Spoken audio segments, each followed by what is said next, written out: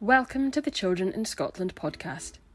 This episode was recorded at a meeting of our strategic forum held in May 2020.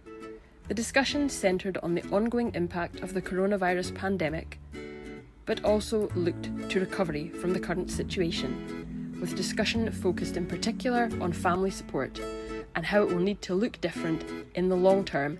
There are contributions from the Scottish Government and from organisations representing education, childminding, child poverty, child rights, social work, parents and families, youth work, play and the arts.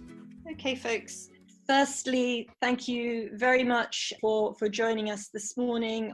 What I'm proposing is that the agenda, essentially the first half hour or so, brings us up to date with some, really important strands of work that I think it's really important for us to be aware of, and obviously many of us will be playing a full role in. But essentially what I'm hoping is that the first sort of 30 to 40 minutes of the meeting will feed into the big, deep discussion that I think we're keen to have around family support services. And I don't want to overplay it, but, how many of us, most importantly you, delivering various aspects of family support services have been hoping for real progress around it in terms of the national approach, and we've been very close to it and not quite delivered it in the past. This is, I think, a real opportunity for us to absolutely leap forward in terms of putting some solid progress in terms of what we want to achieve, which is why I'm hoping that you'll agree that our discussion focuses on what are the actions that we need to do from now to make sure that we are going to be seeing progress from now, rather than too much of a discussion on what is a family support service, even though there will be some scope, I think, via email and in conversations that you'll probably be having separately with officials as well, around, some more around the definitions and everything and the conceptual stuff. But this is a real opportunity, I think, not just to give Scottish Government our views on what specific actions are important next, but actually also forms the basis for this forum and our partners in Coalition for Care and Support Providers, the Alliance for Health and Social Care Organisations, and many others. It gives us a real, I think this conversation will really help give us all a practical, unified approach to how we want to help set the agenda for positive action. So that's kind of what we're hoping to achieve. If we move now to the agenda items for the updates, if that's okay. So yeah, since the last strategic forum, we've had a very welcome letter from the Minister to confirm that UNCRC incorporation is still going ahead, and that it's going ahead as per the original timescale. And so Scottish Government are expecting to introduce a bill into Parliament by September of this year, and have it passed by the end of this Parliament. So that would be roughly before March 2021. So clearly Together's had a lot of delighted members in touch with us. I'm very pleased that this commitment still stands. And we're continuing work with our incorporation strategy group of Together members to see what we can do to support the Scottish Government take this commitment forward, and also raise awareness and understanding of what this commitment means. Clearly this is translated into a lot of our work around COVID as well, looking at what a rights-based approach to the government's response to COVID would be. And I think following on from the actions set up from the last strategic forum, I'm pleased to be able to let you know that we've set up 2 different new web pages on a rights-based approach to COVID, one of which is reflecting the views of children and young people on their experience of what's going on at the moment. And we're collecting as much information and resources from our members, from this membership of Children in Scotland, so that we can use that as a conduit through which Scottish Government are able to see what children and young people's experiences are.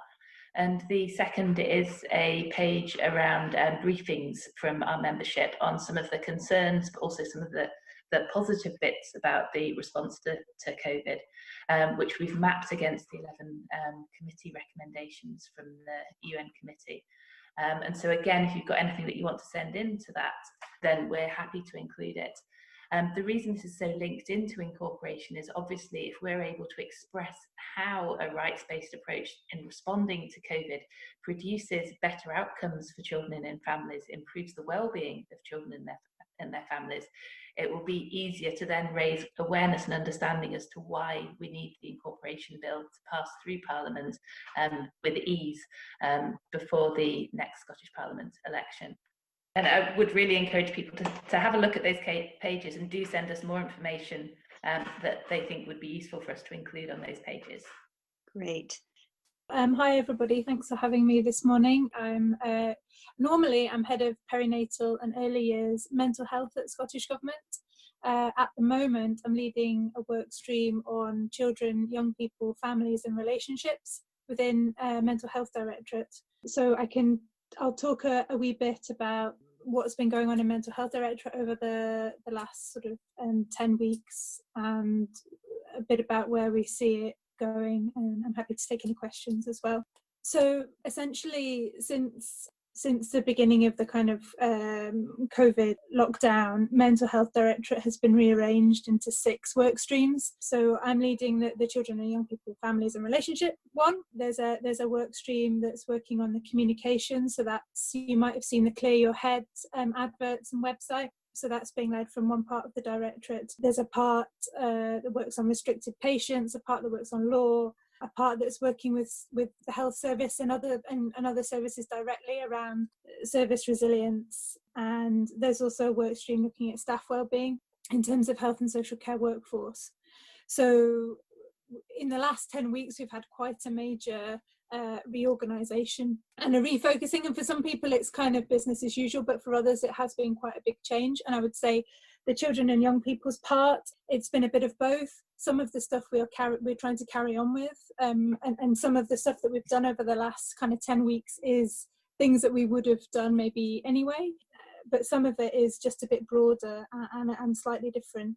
So I think we've really had quite a refocusing of the work over the last 10 weeks around families and looking through the kind of well-being lens. So there's been quite a few things that we have sort of introduced, so I can talk about those and I'm happy to take sort of further questions. The first one is mental well-being sort of information resource for young people. So we funded that through Young Scot. So again, some of you might have been involved in that already. And that is it's a website, but it's also other stuff on social media and TikTok and Instagram and other things that I'm not completely sure about, but young people use. And the idea there is that is a resource that people can use based on some of the information coming back from the lockdown lowdown survey that Young Scot and some of the other organisations did. And one of the findings from that was that young people were concerned about their mental sort of well-being and mental health, and they didn't really know where to go for information around mental well-being in the sort of time of COVID. So this is aiming to be a resource to meet that need, and it launched last week, so we're sort of building up the content in conjunction with young people and our professional advisors as well.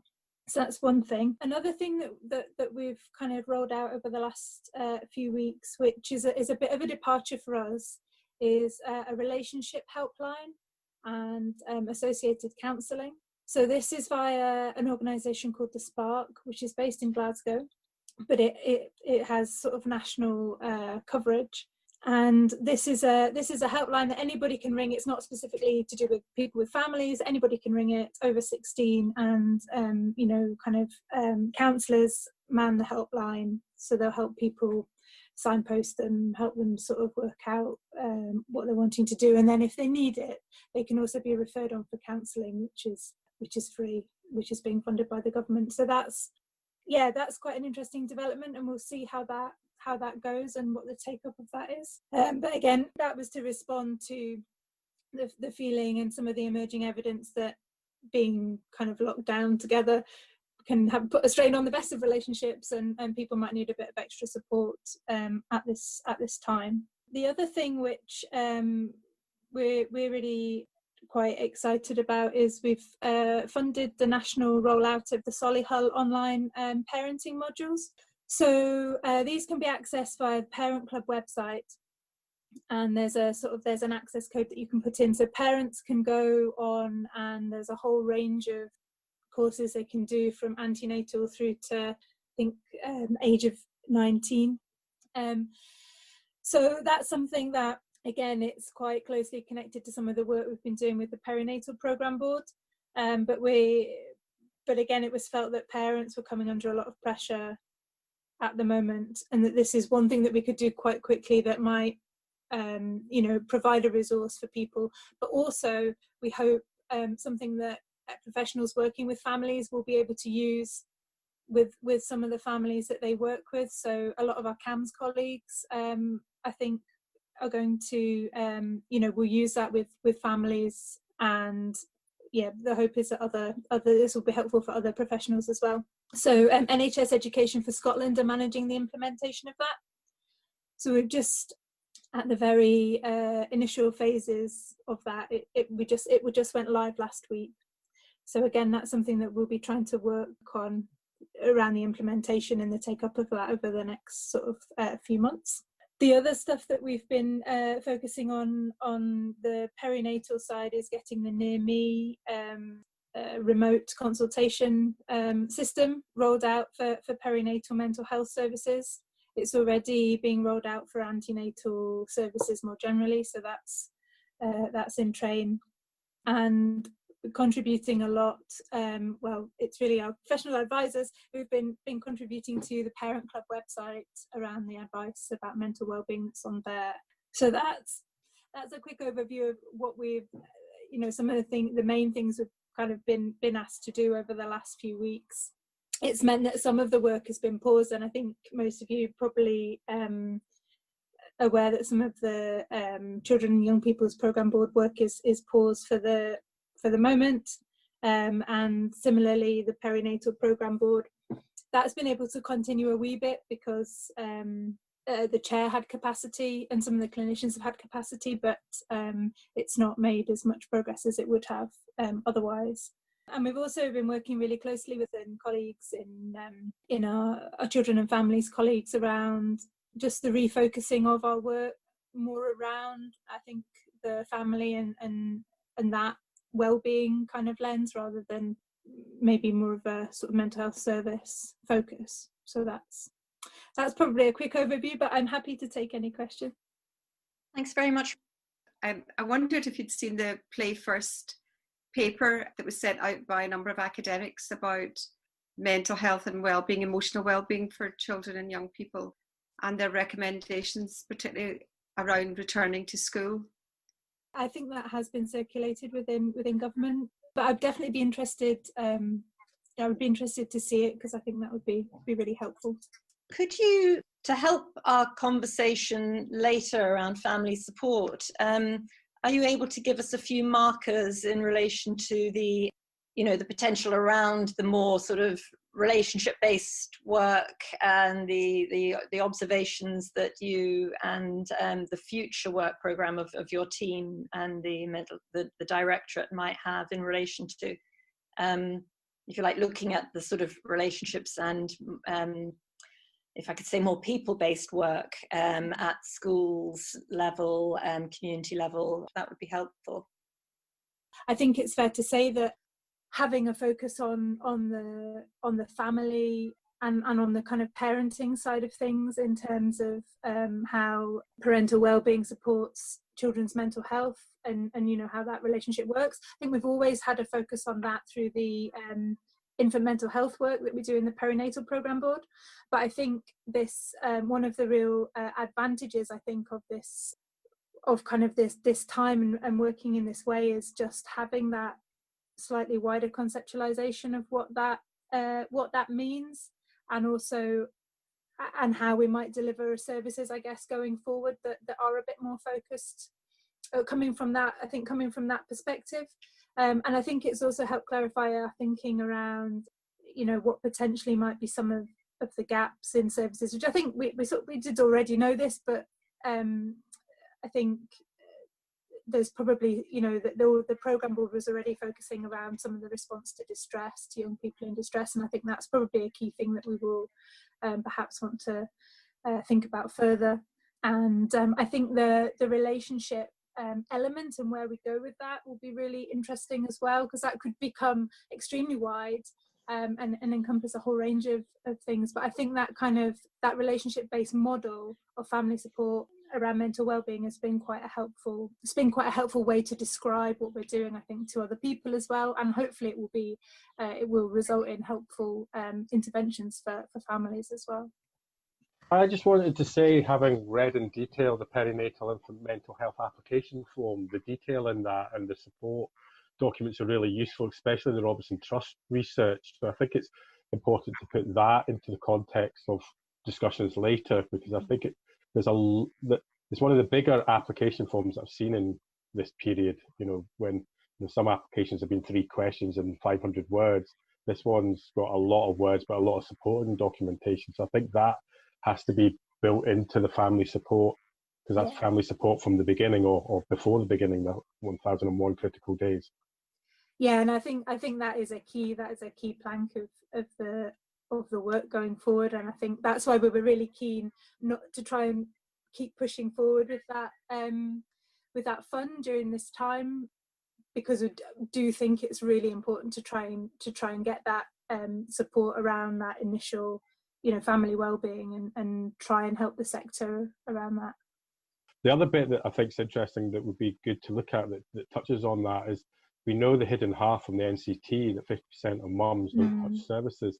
So I think there needs to be a deep dive in, if we're to look at family support, universal, holistic, and with no stigma attached, we need to look at that piece of work. I think I'd love to see a deep dive into, like the Samaritans did on male suicide, around why parents don't seek support, and that would then possibly touch on dads as well, which would be useful. Yeah, I think that report's quite interesting, and I think it would be beneficial to look at that in the Scottish context as well, because I think some of what's described in there doesn't quite fit our model, but I think you're right, the overall principle of why do some people just not go near services, what's behind that is really, really interesting. Yeah, so I think that touches on a lot of the some of the stigma and some of that sort of messaging work that we hope to take forward as well in the next year. I was just wondering what mechanisms you've got in place for gathering evidence from the third sector, particularly from the children's sector, around learning and advice around family support, just because it's been such a big conversation that we've been having at the forum over the last couple of months, and just wanted to make sure that you're getting that evidence or have thought about other mechanisms for gathering evidence from the sector. So one of the main things that we're doing is we're working around perinatal and infant mental health. We're working with Inspiring Scotland on that, and they've been doing quite a lot of work with stakeholders to gather some of that intelligence in and feed that back to us. That's kind of that's a kind of ongoing process. There's quite a few bits of research going on with families directly, to get people's experience of what's happening at the moment. But yeah, I'm interested if there is a better way to get some of that intelligence and feedback from the third sector. I think that would be really helpful. It's maybe, using this forum and coming to us with any questions that you have and so that we can inform your thinking at appropriate points. Yeah, that would be really helpful. I thought that's a good point. So a number of organisations like mine were fortunate enough to have people who invested in IT over a number of years. So actually our staff had the IT and the ability to communicate with families through digital, and resources like the Scottish Wellbeing Fund have been really helpful in terms of some of the funding we've had to provide IT equipment to families. So there'll be a lot of good feedback from there, and that's been a crucial lifeline for some of the most vulnerable families. So, doing parenting courses, keeping in touch with the kids, doing play activity, all that's been really important. So I think looking at those government funds that are there as well and getting feedback from them as well. Yeah, I think that is really, really valuable, and we hope to link up with our third sector colleagues around that as well, around some of the wider funds. I think I'm right in saying that the leadership group that the government is running for vulnerable children is also looking to gather information on wellbeing fund activities and learning from that in due course. I think that came up, because I think that would be really, really helpful, both to sort of, value what has happened collectively, but also look at the learning there. Yes, Jackie, we are collecting. So we have invited all the organisations we fund directly and anybody else who wishes to provide information about how they've adapted their services and what your experience is at the moment. Colleagues who are running the Wellbeing Fund, however, are also collating information about that also and sharing that. Thanks. So thank you very much for inviting me along today. My day job is Head of Social Justice Strategy Unit, which leads on child poverty and poverty and inequality more generally. In terms of the new world we're in, I'm still holding the reins on this piece of work, but also have taken on other responsibilities. The day job work that still is ongoing, that I'm currently leading on, are the ongoing programmes of work around child poverty, including some of the delivery programmes that were set out in the Tackling Child Poverty Delivery Plan that haven't been paused due to COVID. Quite a lot of them have been paused, but we will see them starting to resurface as we enter the next phases of kind of easing off lockdown. We're also progressing the work with the Poverty and Inequality Commission around the next Child Poverty Progress Report and how that might look, obviously because we're in a different situation, and we have obligations to meet in terms of publishing a report, so we're working with them and ministers quite closely on what that report will look like. And we're also working with the National Partners Group on engagement with the local authorities to manage the next iteration of their local child poverty action reports, and recognising that there are huge amounts of pressures on local authorities, and working with them to see what shape and form that will take in the current year. And we're also engaging with stakeholders on the support package around COVID that's been announced and is currently being delivered. As part of the work on COVID, my unit are also leading on the non-shielded at risk support. So what we're doing is we're pulling together a support package that sits around the people who aren't shielded, but they feel they might be at risk for many, many reasons and don't want to leave their home for essentials. And this will be a key support package that will link into the test and protect phase. So the support that's being pulled together around the non-shielded at risk will be the support package that wraps around the test and protect phase. My unit also have oversight of the £350 million Communities Fund that Cabinet Secretary announced on the 18th of March. And in the first few weeks we set up and managed what was referred to as the Immediate Priorities Fund of this support package. And what that was £10 million from the Food Fund and £10 million from the Wellbeing Fund, notionally taken out. And we set up a fund to allow us to respond to immediate priorities from national support organisations. And there are many people around the table here today have benefited from that fund. The first phase of the fund has come to an end, and we will be publishing details of the over 80 organisations that we funded through this, and we're now in kind of tranche 2 of that fund, where we're funding organisations who perhaps still have an immediate priority, but with a mind to the next phase, what happens next. The paper that we circulated gives kind of details of the overall funding package, and I won't go over it in any great detail, but you'll see the types of things that we've been funding and how much money we've committed to date. That kind of £228 million figure increases day on day. There is money going out the door constantly, and there are a lot of programmes and projects benefiting from the fund, particularly the Wellbeing Fund that was referred to earlier, where there are some really small scale organisations benefiting from that, and the Support and Communities Fund as well, where money is going out to anchor organisations, and we're supporting communities and the things that they say are a priority in their areas. You'll see in terms of the amounts of projects that have been funded, the Support and Communities Fund, I think, is now sitting at maybe around about 250 organisations. So, you know, even since we published this paper, it increases day on day, and we continue to engage with people who are needing that support. With the national call line for people who need support, and that's received over 34,000 calls to date.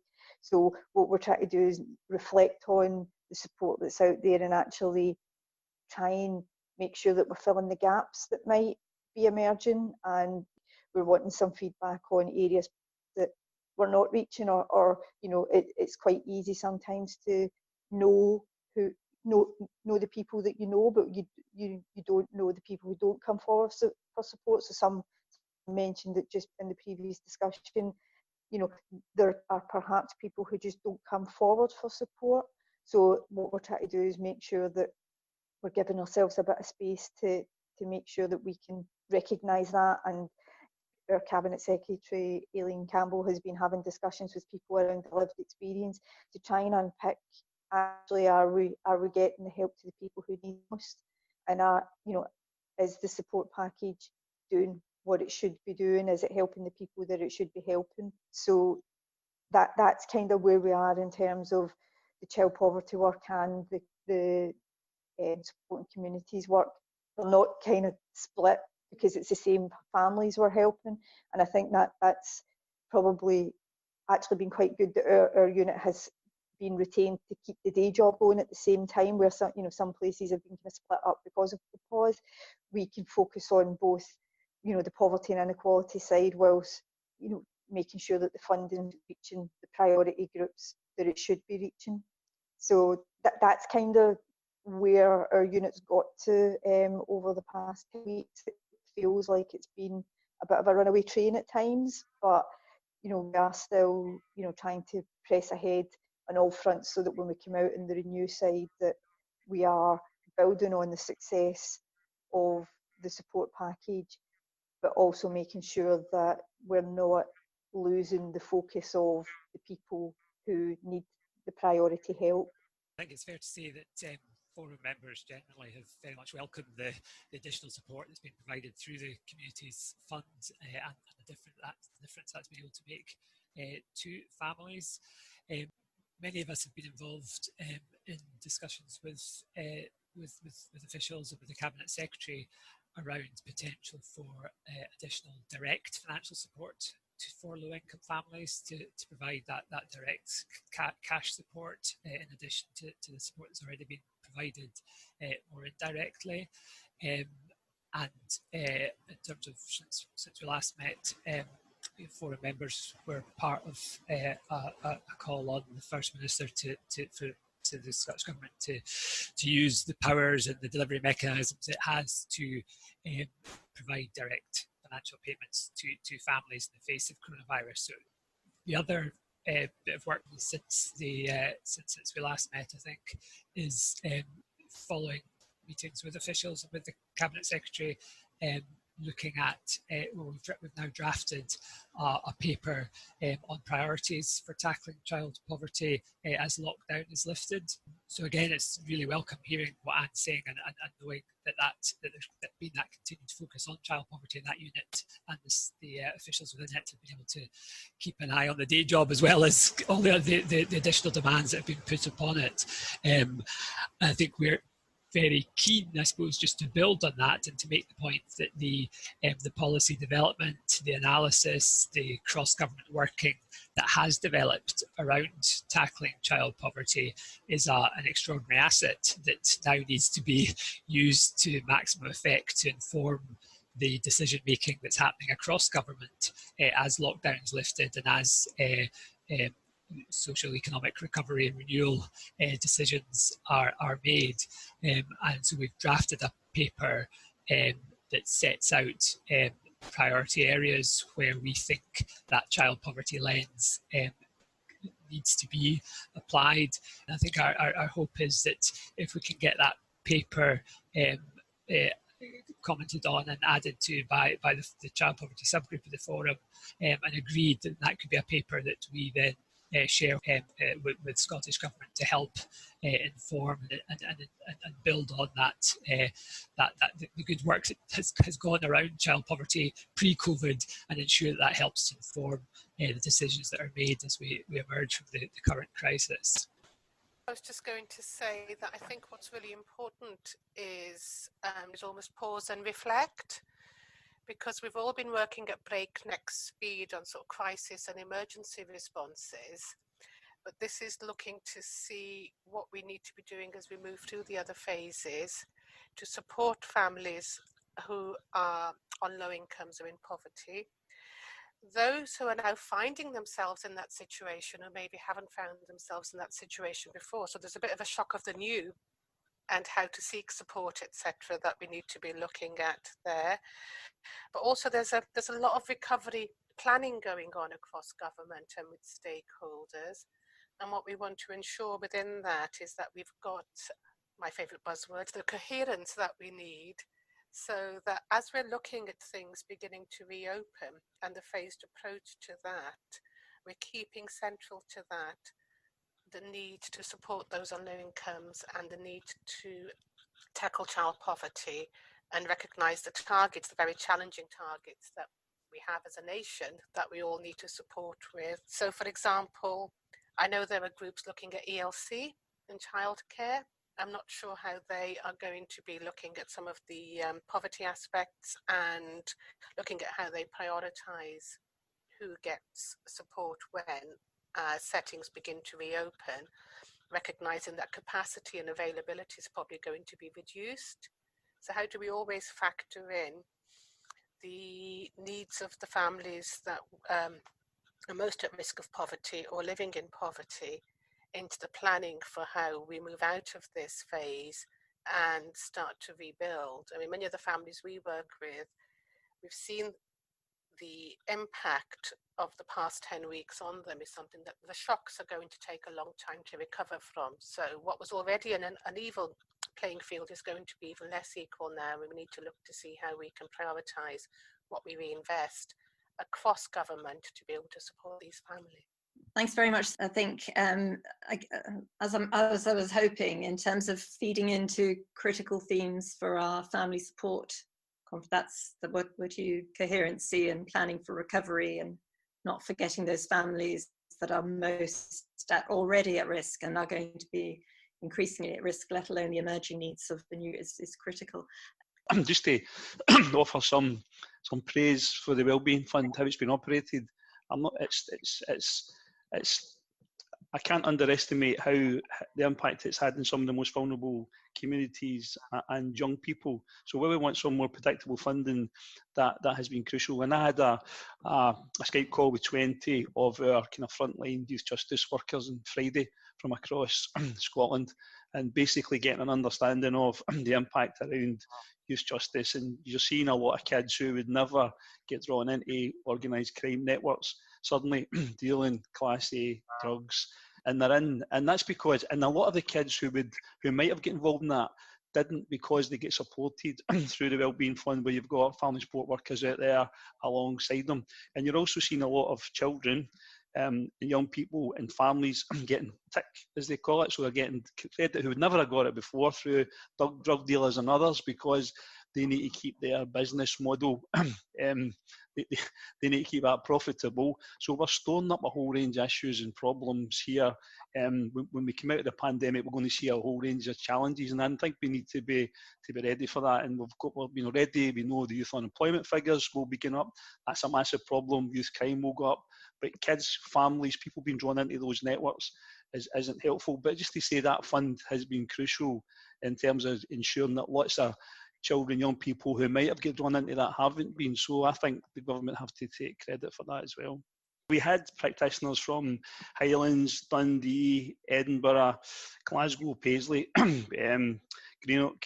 So we'll pull something together just around the issues that are starting to emerge on the front line, and how that's playing out. The view that everything stopped is not true. There's an industry kicking off in the background here, and we just need to be aware of it, and we need to have our eye on the ball here and make sure we've got the resources in place to actually address some of the issues that will come through. But a lot of our people are mentors, people with lived experience, very close to action.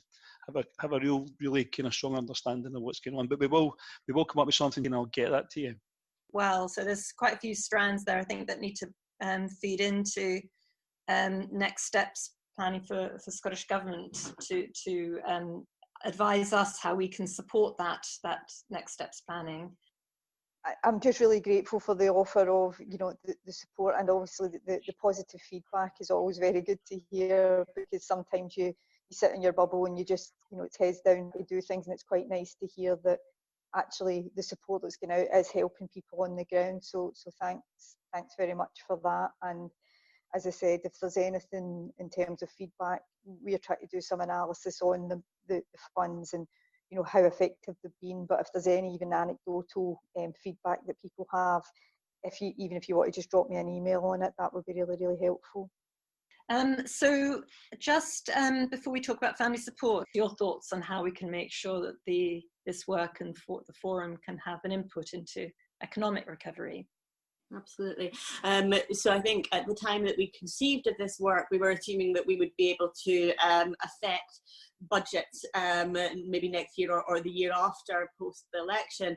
Of course, we're now likely to be going into a position where those budget discussions are incredibly difficult and incredibly tight. I think our view is that makes this type of information even more important, and how can we push for the best possible outcomes in those budget decisions, if not quite a full wellbeing budget, then at least something that is sort of moving in the direction of travel that we all want it to go in. Okay, so the substantive item for us today is the family support paper, the draft of which was circulated on Friday. I do want to just update you around some of the governance arrangements for this through the Scottish, the collective leadership on vulnerable children group that the Scottish Government coordinates. That I'm delighted to have been asked to attend, representing the forum. So very happy to do that. And the substantive item for the leadership group, I think, is essentially planning for recovery, for want of a better term, around family support. But I'll fill you in a bit more detail on that and take your views on how we make sure that all forum members feel satisfied that there's a sort of an in to the leadership group. But if it's okay, if we could now talk first around the paper itself, if that's okay.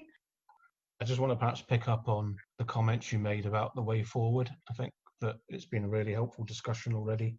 So just one other piece of information, we are publishing the latest narrative about the impact of COVID-19 on children and families and the responsive services. And thank you once again to all of the third sector partners that have contributed to that. But obviously we are now turning our attention to what happens over the next couple of months, the route map, if you like, the new normal, as other people describe it. I do note that fewer and fewer people are calling it recovery, because I think we are starting to appreciate that we're going to a different stage. It would be nice to have come out the other side and be into recovery, but it's clearly not going to be that. It's going to be some sort of hybrid model, and we need to think through what that means. And that means taking the best of much of the very good practice in the last couple of months, but also it means being able to do some of the things that we want to do again. And clearly the route map sets out a number of those. We're starting to turn our attention to what that means, the resumption of key support services at a community level, which will mean more face-to-face contact, and that will be very key for third sector organisations, but alongside ongoing physical distancing and hygiene measures. Childminding services and outdoor nurseries reopening, that happening ahead of schools reopening, probably in August. At some point, face-to-face children's hearings starting again, but that is not going to happen quickly. That's going to need a number of weeks to organise and to ensure that can happen safely, and will probably continue to be a bit of a hybrid with virtual activity happening alongside. Greater direct contact from social work and other services with children and families, access again to respite and daycare services, reopening of courts, and that will place immense burden on various parts of the system as we catch up with the delay around court processes, and the commencement of a number of community health services. So a whole range of issues there. In a sense, I think that those mechanical things are probably the easier ones. I think some of the discussion this morning has been about what do we have to think about in terms of things we haven't had to think about before. So the issue of poverty, we need to think about transitions, and how will the challenges that children and families always have about transitions, how will those challenges have become greater over the last few weeks? And I think there's a whole issue about permanence planning and how some of that work will have been on delay. So over the last 2 weeks, we've had to think about the emergency issues, and we've had to think about what is greatest risk. We now, I think, need to think about things slightly differently, and how will the lockdown and the necessary measures to manage COVID-19, how will they have impacted on children and families in a way that we now need to attend to things that we haven't needed to attend to before? We need a bit of thinking outside the box to deal with that. So there's the mechanical stuff, but also there's the how will families have been impacted, and we need to do things differently or accelerate some things that we might not have needed to accelerate before. Now, we don't have a route map for all of that yet. We're doing some thinking about that, and it would be good to have ongoing dialogue with third sector colleagues about all of that. That's really helpful and very reassuring that essentially the learning and the insights that will have been passed on to you and your colleagues in government from folk like who are at this forum here, actually working with children, families, and obviously our colleagues in social work and health services and elsewhere.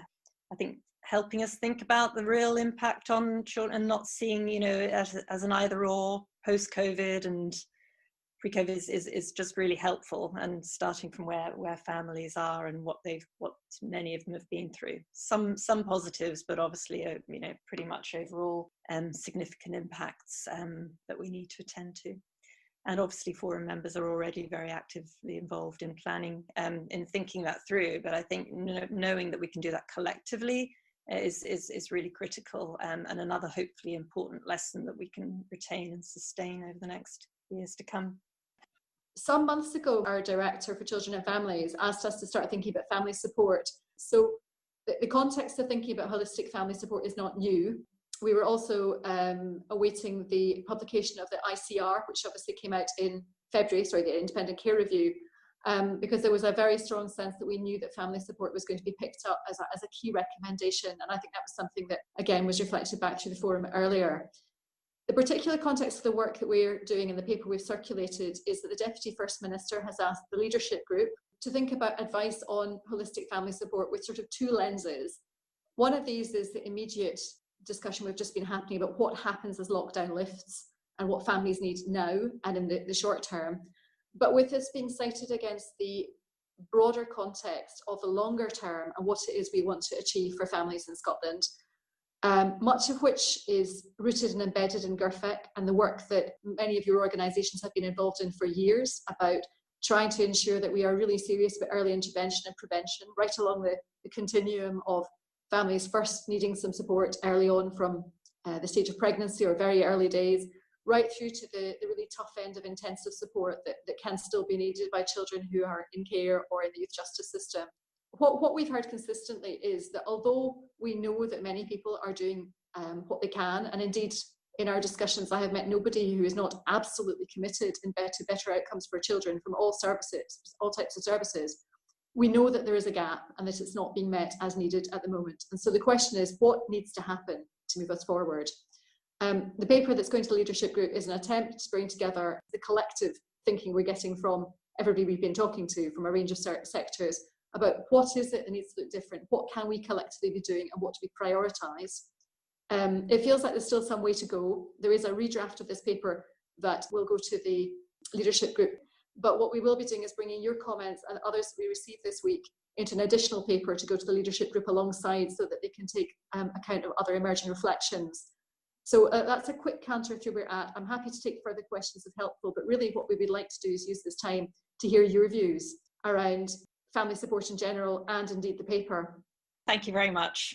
I see the forum's role along with our partners as being the place where we make sure that this keeps on track and that we can contribute to the thinking about how it rolls forward, not just responding to how the plans of others. And also, I have to say, a bit of a personal stake, and I know others of you as well have that, in that, you know, it feels a long time to be talking, and having been involved in many meetings around this over the, I'm afraid to say, decades, in my case anyway, it would be really great to know that we are setting off on a work program that actually has a huge chance of seeing tangible, sustainable benefits being delivered over the next years, really.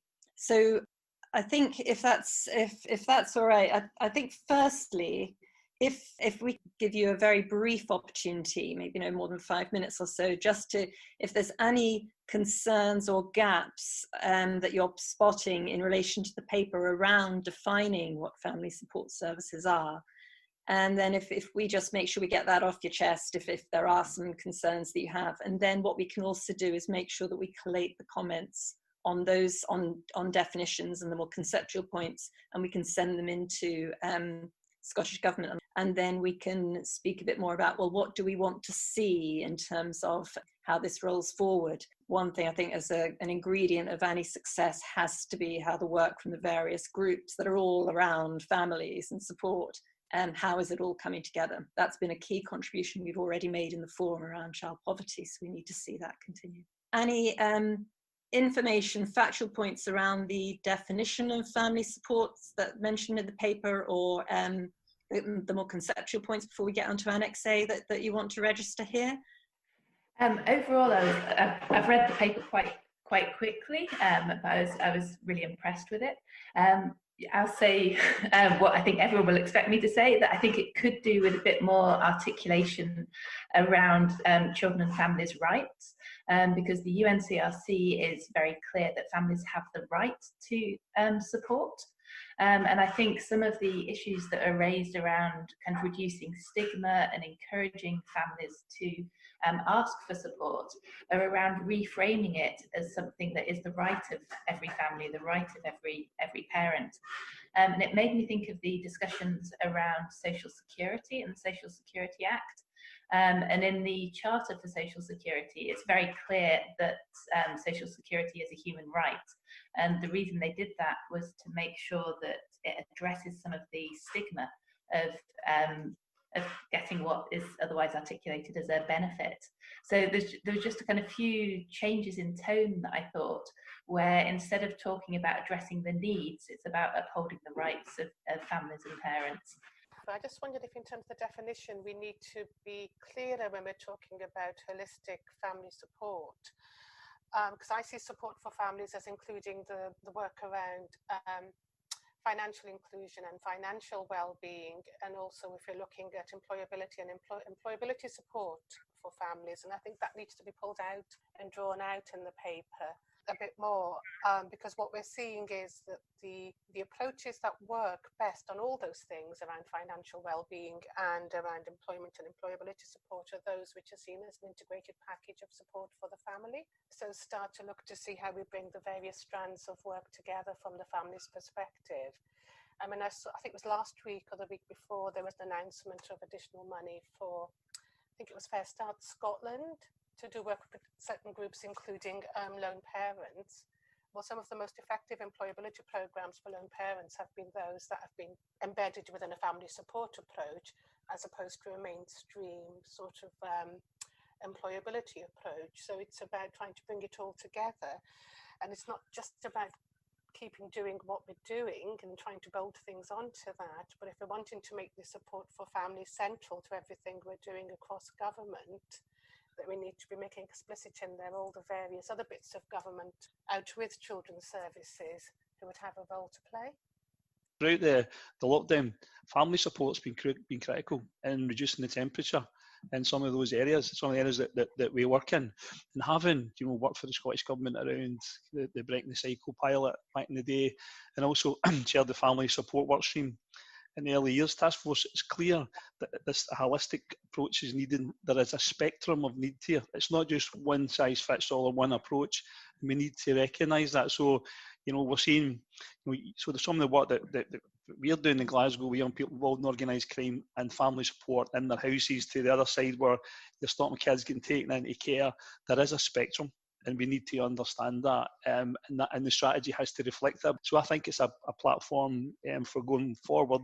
If it helps Action for Children, we've got an independent researcher looking at 4 of our family support services throughout Scotland, different types of initiatives, and we're consulting with parents as part of it as well. So the researcher should have the research completed by the first week in June. So hopefully that'll be helpful, because you've got already made cohorts of four groups of parents from across Scotland. Hopefully that'll help. I think probably for me, one of the key things that jumped out was about the importance of non-stigmatising, which I really appreciated in terms of an approach. I also recognised within that was therefore the language around looked after children. And I think probably for me, I think the non-stigmatising and the use of language is really important. And I would also want to ensure that looked after care leavers, etc., are not lost in the language, because I think that's where we can sometimes go, is this relevant for me? And where would I fit? And I thought one of the aspects around the champions boards, perhaps with families, I think if we've got lived experience and reflecting that as part of that kind of an approach will be really positive. But again, it's going to be about how families are engaged to be able to be a part of that. So I would echo what everybody else has been saying, like the approach, like a lot within it. And I appreciate that you're not going to be able to put in for everyone, and then how do you start almost segmenting rather than holistic approach. I'm keen to support some of the language, the approach, the thinking around that engagement, so that it is reflective, particularly of those who might have different types of needs, particularly from an intergenerational perspective.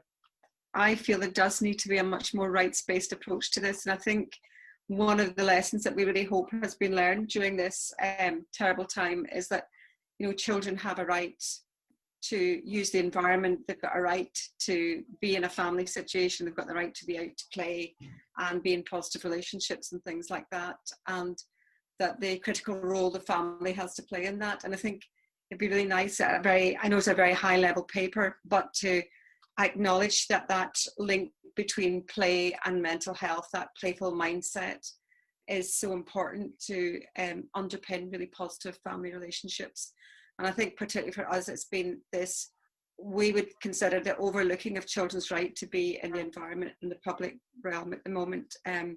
Just, a quick example, was it £10 million, I think, going to SUSTRANS for active routes, which is fantastic for pop-up, more active furniture to allow families to use the streets to travel, but no account taken of children going out to play and how they might be able to play together in different groups through social distancing. So I think there's just a bit of a deficit there for those of us in the play section at the moment. We feel that this is not being, it's going to be one of the most powerful healing forces moving forward. I think play and therapeutic interventions through play in families and family relationships. And it would be nice to see it reflected at the start of this document. Yeah, I've got possibly 3 points. One's the postcode lottery of family support. We've been invited into 3 local authorities recently. We cover Home Start Scotland, cover 20 local authorities with 31 Home Start. But each time it has to be cost neutral. We have no money for this. So there's something around that 10 years of austerity that's been de-invested in this sector that, the Marmont report covers. There's something around life stages as well. We cover 0 to 5, 0 to 8 in some areas. And, it's the pre-birth stuff I think is quite important in it. It's the whole, 1001 critical days. And I think that goes, there's something around family support. It's just not what one model fits one. I think it is a life stages report. And the other bit that's coming a bit out of the perinatal and for mental health, we've got 70% of people come to our service with postnatal depression, and often there's trauma in the background of that. So becoming a parent re-traumatizes you at times. You go through your childhood again, and I think the trauma element, and it's that intergenerational transmissions of trauma and poverty, which I think family support can successfully tackle in the early intervention and prevention. Just to strongly support the previous comments on the need for increased reference to children's rights in the document, I thought perhaps including reference to a couple of the key child rights principles, like the best interests of the child and the participation of children, would strengthen it. So the voices of families are mentioned a couple of times, but the specific reference to how children's voices are going to be included, and the fact that the children's perspective is not necessarily the perspective of the family as a whole. And then a final point on the need to link children's rights to women's inequality, and how within the family support you need a strong understanding of domestic abuse. Otherwise there's a danger, initiatives could actually be dangerous for particular people. Thank you. Can we spend the rest of for the next sort of 20 minutes really as the opportunity to provide some collective advice to Scottish Government? What are the critical ingredients? What's the collective advice from us all about how we can really sustain the momentum on this? And what are the early signs of progress and commitment that we'd want to see and we'd recommend, including some real non-stigmatizing, non-tokenistic approaches to ensuring that the voices of children, young people and families, as the paper says, are absolutely helping direct this work, both in terms of initiating it, but also as it progresses. So let's talk about sort of the ideal work program from now as you all see it. What would your advice be? A couple of things that really come out of it, and everybody here can feedback on that. Commissioning was the big one, and that has to be non-competitive moving forward. And there's some good work that's been done on that, with the shared principles and so on. That. The other big one that came out of it, which we were asked for, what were the quick wins? And taking feedback from different members, there was a sort of view that there's a lot of existing providers, large and small, statutory and third sector, who are actually doing things just now. And if we could stabilise that, make that far more secure, people feel that it's precarious because, and you've heard this on the forum in the last 3 sessions, everybody's looking for that to be longer term funded. So there actually is some really good work happening out there. We all know that. Do we take that and build on that? You know, get that would be the quick win to get started just now. The other thing that is quick wins on is partnership. And there's quite a few examples of really good partnerships. I think the one in Glasgow is quite a complex one. So that's a really good one to look at. And there's several others that have been brought to my attention. But these were the main things, and really enjoying the input that's come in today, especially around children's rights, etc. again. And it's just great that Scottish Government are doing as wide a consultation as you can in such a short period of time. I suppose getting back to the early years task force and commissioning the family support, what seems we got, I think it's only £8 million from the Change Fund to develop family support pilots across Scotland. We got agreement in the task force that the money should be distributed to the third sector in a number of areas. But there was a partnership involving COSLA, involving local government, NHS and others in terms of agreeing that. So we developed the principles of what family support would look like. So the objective was to get families who don't normally use, local government facilities to actually start engaging. So there was an outreach model where we were trying to get alongside families and encourage them to take advantage of, early learning and childcare, whatever it is that was out there, GPs. So that was the kind of the thrust of it. So we developed a number of pilots, and the pilots were commissioned by a group. So although I commissioned the pilots, I stepped back from it as a third sector provider. So there was a group which actually decided which pilots would be the most viable, which looked like providing the best evidence base, and so on and so forth. And there was really a kind of spectrum of approaches.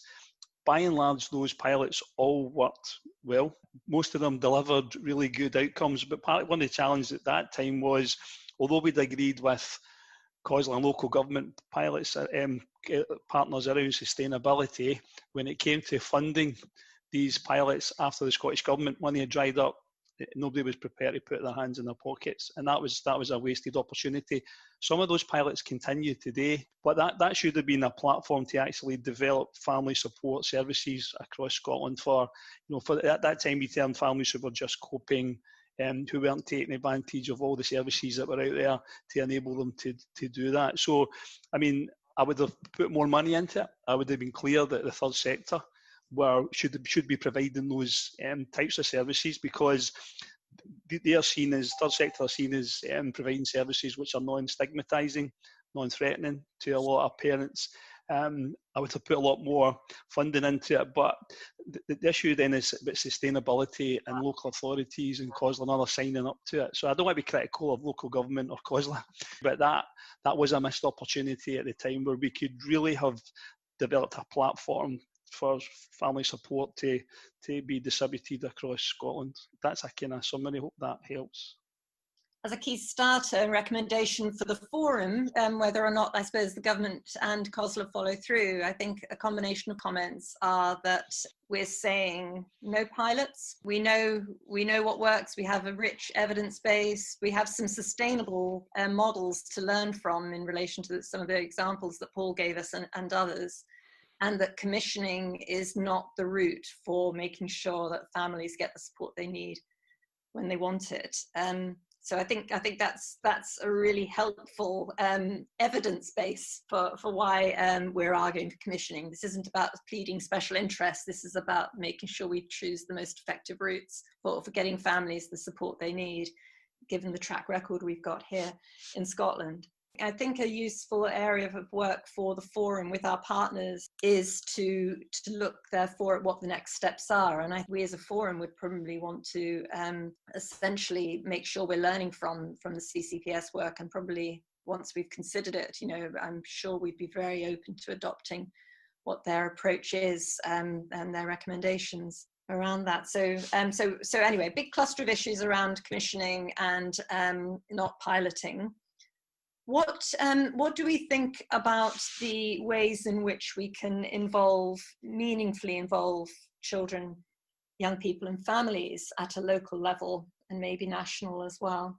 There's a few comments about a post-COVID experience, and I'm really struggling with that, because this is about learning to live with COVID. There's nothing that we've got at the moment suggests it's post-COVID.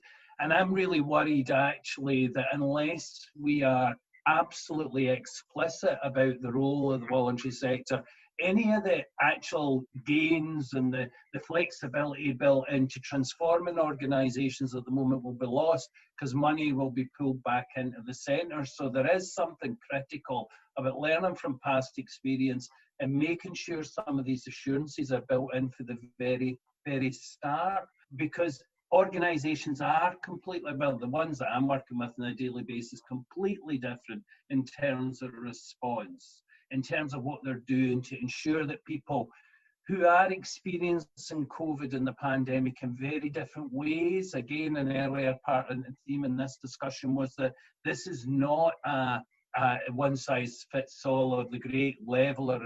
And I wonder if there's something here about pulling together all of the discussions that have been happening today in terms of, well, moving forward, and the great example we've got here is the family support service, but in general for the forum, we can transform the world as we know it, and should be pushing on that because of our COVID experience. Some brilliant themes emerging.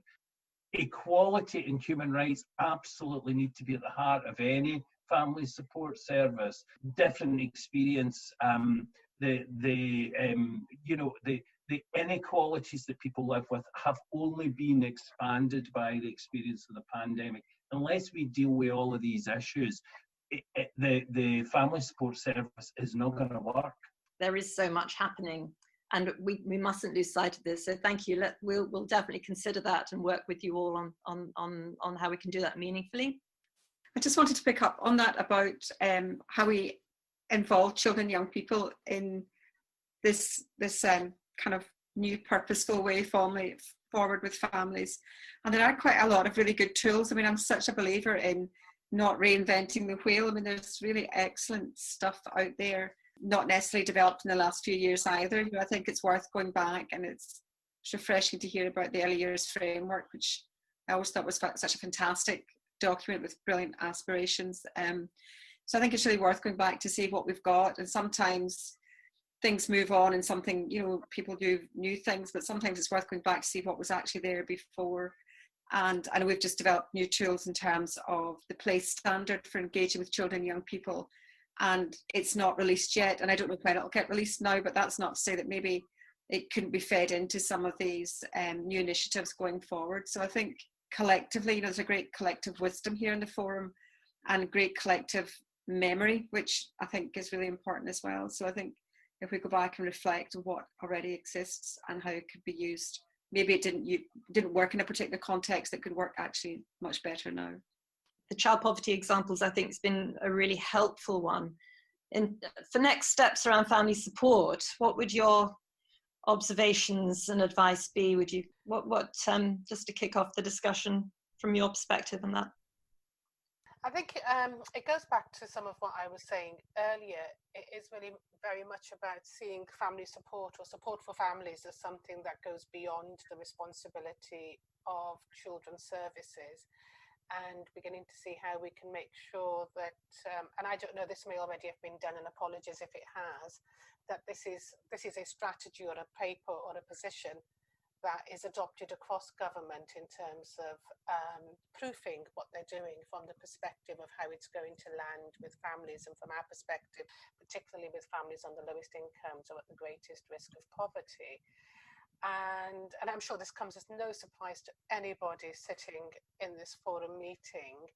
But I mean, so much of the work that our Support for Families staff are doing within One Parent Families Scotland at the moment is just about stabilising and stopping families falling further into poverty where we can, or being able to provide that emergency support. And it's only when that practical work has been done are we able to move on to some of the other family support that the workers might have gone in there with the intention of doing from the outset. So I do think it's really important to see this as an across government approach. And I think we need to look to see how not do we just stabilise families, but somebody said earlier, stabilise those who are doing the work with families, to keep what's good in what we're doing, but actually not just think about doing it the same old way, because everything is so different for us all now, that we need to be thinking about how we can respond in a way that best meets the needs of the families. And in terms of the question you'd asked about engagement, how do we meaningfully engage children, young people and families? The most meaningful engagement to me has to start with what's important to them, as opposed to us sitting down and trying to define what we think is important to them based on what we've heard. I mean, that's important in terms of a framework, but actually when it comes to doing the work with families, the most important issue to start with is the one that's their issue, as opposed to what we go in with. So I'm not sure if that's answered what you were asking for, but I would certainly say coherence, ownership across government, recognising this as something that needs long-term funding or longer-term funding. We're not going to come out of the effects of this crisis and this pandemic anytime soon. And so we need to see this as a long-term investment for the well-being of the country. And I think that's really important in the well-being budgeting work that's happening, in the child poverty work, in the mental health work. It's bringing it all together. Could you just address as a specific whether or not an equivalent of the CRUST Director Group in the Scottish Government, is that one mechanism for ensuring the coherency that you have seen with child poverty? Yes, and I think we've certainly been impressed by the way that the Directors Group has emerged as a way of bringing together senior officials from across government and genuinely requiring them to articulate how what they're doing is contributing to the child poverty target. So I think there is a model there that would make sense to look at. mean, more generally, I don't know how much more I've got to add. I think, I thought the paper and the approach was strong. The whole ambition of an approach to family support that ensures that it is routine, that it's non-stigmatising. I think there's a recognition in this paper that it needs to be aligned with and integrated with the child poverty work and support to support family incomes. I think, I suppose, just the one point I would just reiterate is how all of this needs to be underpinned by additional investment in that financial support as well. That without, when families don't have enough money, then the other support is much harder to provide and much harder to make use of. And so the two things need to be really delivered alongside each other. I think probably another front for the next steps for us to consider and offer advice is that actually most of this work, once the key principles, if you like, and framework is in place, will of course be decided on and is dependent on local action through our local children's services partnerships. And I think obviously we've got the TSI networks, and that's I think certainly the forum, we're going to be bringing proposals about how we make that a far more aligned approach with them. But I think we've really got to get right that local relationship and how we can support our local colleagues in those smaller organisations that might feel that the local partnerships aren't working for them as well, and offer some capacity and capability. And I think also making sure that we take as broad a view as possible. I wonder if, given the network that the youth work sector is, highly networked, very locally based, but quite a fragile sector as well in many places. I wonder if you've got sort of insights and advice to offer at this stage. And obviously it's important to recognise the critical role that your sector will play in future family support services as it does now. I haven't got a lot to add. I think there's been some very good points made about starting with the outcomes that young people would set for themselves, and not making too many assumptions about that, and putting the time and energy and effort into listening well at a local level. And that won't be one homogenous voice. I guess that's the point. And so through our different networks, we should embrace that sort of complexity and understand it. And respond to it appropriately. The point that was coming into my head was around workforce and support to the workforce. So we need a workforce there, funded and adequately to understand and interpret how it works with people in the community. And I guess to reflect on the sort of pupil equity fund, one of the frustrations has been is the workforce being kind of reframed into different brackets, whether, one day they're a mental health worker, the next day they're a family learning worker, the next day they're, I was trained to be a youth worker, and actually youth work does a number of these things. So, but, what hat do I need to wear today? So trying to avoid that, I suppose, would be my main plea, is that, again, great to see the collaborations around this, but, there are other things going on, and we just want to kind of find the right space. There is an opportunity, though, with the kind of the struggle that I suppose, an appreciation of the struggle that we've probably as organisations all know about in many families, what that looks like, how that works itself out through learning, employability, justice, so many different ways. How perhaps at this moment in time more people are understanding and appreciating that complexity in their own lives as well. People who maybe haven't had some of those struggles. So we've had that discussion about people sadly moving into poverty that haven't before. And or struggling with homeschool learning, and a kind of plea to embrace the complexity, and not suddenly have lots of new family support workers employed to do something on top of the mental health workers and the I was taking place in a really a great outdoor learning conversation in it for a local authority and their partners, and about what the blended learning model should be. And how it was such a great opportunity to bring youth work in and outdoor activities providers, et cetera, to help the teachers, but to form one workforce around what a blended learning model and that experience is going to look like for children and young people in their area. So I just thought at last the recognition that's being outed at last for that actually there's a huge capacity there if we can make sure that we break down some of the barriers. So which I think that's very well said, and a good reminder for us as well about not reinforcing barriers around whatever a family support worker might mean. So thank you for that. Like others, I really enjoyed this discussion, not just over the last hour or so, but over the last number of weeks. I just want to, I suppose, put a bit of challenge into some of the discussion. I mean, what's been really good is that it has helped us rethink, refocus around how we support families. And it has really, I think, moved some thinking from the independent care review on in a very tangible way. That is complex. The paper is detailed. It's very principled. It's also very wide-ranging, and all those are good qualities. However, the challenge is very real and very immediate. We presently have pent-up demand.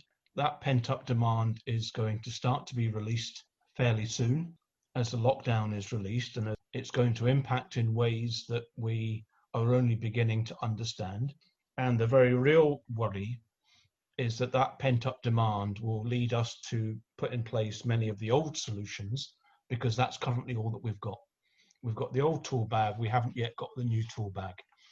And if it leads to lots of children coming into care, possibly unnecessarily, us not being able to do work to get them back home quickly, children going onto waiting lists for CAMS or other specialist assessments and other specialist interventions, then we will fail families who have had trauma and challenging experiences, but also often been resilient, as you've said yourself, during the last 2 months. And therefore we have an immediate challenge. We're setting out here principles, we're saying it's complex, and we're also saying get on people locally and now deliver on this complex principled framework. And bits of that system might not be as robust as we want. You've mentioned the TSIs. Do we think the 32 of them are robust enough to respond? So we've taken a principled stand here, which is this is the overall framework, and we're now encouraging people to get on and deliver locally, albeit we can't yet say how much money they have got. Is that, I mean, that is the right thing to do. Do we have an infrastructure across Scotland that you guys are confident that we can deliver on? And just to give you a parallel, 6 months ago, ministers weren't convinced that we had a sufficient infrastructure for the proposed funding for community wellbeing services. We did work with ministers, and they did settle on a model that involved 32 local delivery plans to be developed over the next 6 months. Those 6 months have gone now, but that would have been 6 months to develop a plan for how you would spend, in the average authority, about £500,000. Do we think we've got a model to deliver currently that's robust enough around the fine principles that we've all agreed on this morning? Thanks very much. I agree with 99% of what you're saying, and I think part of my point is that actually we can worry and stress about infrastructure, etc., but what this pandemic has shown us is it's taken us 10 weeks to deliver an infrastructure that's responding to people's needs in such creative ways that could never have been thought of before, because our relationship with government has had to change because of the pandemic.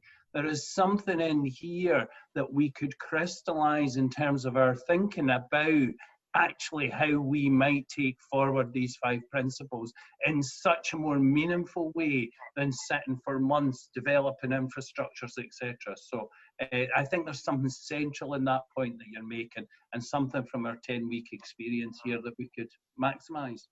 So I think that's a really good point. And I think if you look at, just over that 8-week period, I mean, that's a big challenge you threw out with 3 minutes to go. But if you ask kind of local government colleagues, have we been able to go out and support families in the way that they would want right now? We have delivered, and we have mobilised. I mean, we've totally mobilised our workforce.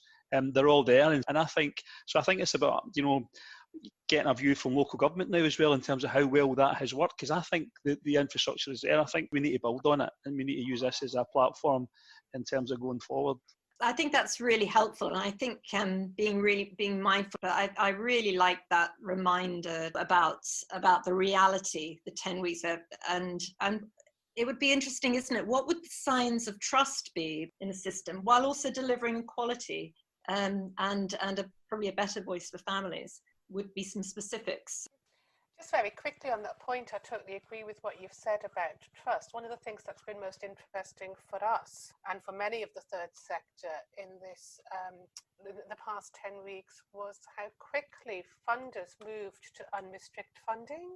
You know, all those restrictions and conditions that had been placed on us all along were suddenly completely removed, and it was a case of, we trust you to respond in the way that you know is going to work best for the families you're working with. And I think that would be something that we should try to take forward. So yes, I think principles and a framework are fantastic, but the fact that people weren't being prescriptive in the same way, but recognizing that if you needed to respond to need, we had to trust those of you working closely with the families to know how best to do that. I thought for me that was really telling, how quickly that shift happened, right from, you know, Scottish Government, local government, trusts and foundations across the board. We suddenly became an organisation where most of the funding was unrestricted. And you know what? We spent it sensibly. And I think we need to be pushing for those sorts of things as well, so it's not so top down, but we are really able to build something at community level around what's required. Yes, and I suppose thinking about what that would look like in a position of restraint as well around finances when that does happen, and does it need to be the unrestricted versus restricted funding limits? Does that need to be the way forward, or have we learnt? That would, I think, be quite a fruitful conversation in the light of a non-commissioning, non-pilot context, if we could win on that one. I think there is a real sort of feeling of people coming together. They can see it in other examples right now, but we need the non-competitive environment so that we can actually just get on with the work. I'll also go back to what I said originally about the quick wins. There is work out there getting done, which is really good, and that we should probably build on that along these 5 principles that we have, and use that, and new partnerships could form out of that as well. So now is the time. Before, that would have been a really, really difficult question to answer, and we would have gone into the mud. But I think we've got an opportunity. People have been, dare I say it, entrepreneurial and innovative in the last little while. And so I would urge everybody to grab that and let's go with it and build on that trust, but take away the competitiveness of the commissioning or of funding. I don't want to over theorize or extend the conversation unnecessarily, but I do think there's a really interesting shift that Scotland's been going through anyway towards a model which you can call an enabling state or a well-being state, or whichever word particularly speaks to you, but a shift away from that new public management. And in the 10 years since Christie, we saw them attempt to do that while still holding that central control. And what we've learned, I think from my conversations with some people within the Scottish Government, what they acknowledge they've learned is that that was the very barrier that was stopping them doing the thing they wanted to do. So in terms of the conversations that you're having, I think there is a real opportunity for that to be shifted into mainstream thinking over the medium term. What we need to do, keep giving those messages about, you know, we have permission, you know, to act. We're not seeking permission. We own that permission now, you know, and to continue pushing back and saying, you know, actually this space matters, this flexibility matters, and not just allow some of those power structures to float back in when some of those more immediate concerns, and particularly some of the things that are about trust are actually about not having staff capacity in public services to manage anyway. So when that staff capacity comes back in, then we don't want you to do that with your time. We want you to do something else with your time. So I think really, really interesting conversations, and I won't extend it, but I would just stress that this conversation within the children's sector is part of that much broader conversation about what is a Scottish welfare state as we develop forward. Thank you very much. I think we all feel that our sector can really help lead and encourage, I think, the way in which across the public sector and society in Scotland could really help shape where we're trying to get to, and that we've been talking about for quite a number of years.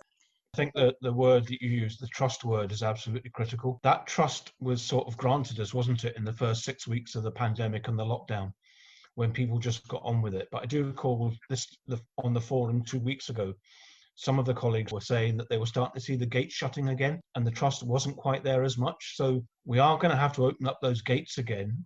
It was easy to open them when there was a crisis. The crisis has, to some degree, been averted. We're now plotting the way forward, but we still need to hold those gates open. But that will not just be between local government and the third sector. That will also be across the third sector. And that will be very difficult for partners who have got funding problems, who have got staff who are stressed, who are looking to the long term and all the rest of it. But I think that trust word is really important. Okay, so I think the way in which you've both, with your colleagues, been leading the discussion, offering us the opportunity to contribute, being around the table, referring to us, in some cases deferring to us for advice, is contributing to that trust. And likewise, it would be really great if that doesn't stop by, becoming a, thanks very much, we'll be in touch with the next iteration of the paper in a few months' time. It'd be quite good to work with you on very dynamic, active approaches to the next step. So there is a real sense of that collective effort, which is absolutely the way forward that we're talking about, and how we could demonstrate that is the way to around the collective leadership for the children and family and young people sector would be great. And I wondered if perhaps in some closing comments, a couple minutes perhaps in terms of the next steps, whether or not you can make a bit of some sort of commitment around sustaining this positive approach. I think we can certainly commit to sustaining engagement and sharing with you what happens. I'm smiling slightly because I was just thinking that I feel we'll be much clearer after the discussion with the leadership group on Thursday about what our way forward is. I'll be interested in their reflections. I find this a really, really helpful conversation on a number of levels. I think particularly some of the reflections back to us about collective memory and collective wisdom, where I'm aware that there are people in this meeting who have many years of experience and recollections of this, and how important that is, so that we do take some of that learning. We know a lot about what works well because you know a lot about what works well. We need to make sure that in government we're articulating that and picking up the key points, particularly around things like rights that have come out of this conversation, about play. I suppose I'm still slightly grappling with what we do to make this different in the short and longer term, to make it meaningfully different. And so I think that, quite apart from the fact that we want to keep engaging with you in principle anyway, I think we're really reliant on your input to help us shape how that will move forward. It's going to be critical. So yes, please expect to keep hearing from us, and please expect to keep inputting. I think that's as important. Okay, well, if that's okay, thank you very much. Thank you. Really appreciated your openness, challenge back, but a good conversation between us, and looking forward to working with you. Thank you. Thank you very much. Thank you for listening to the Children in Scotland podcast. To find out more about any of our work, or about joining us in membership, head to our website at www.childreninscotland.org.uk.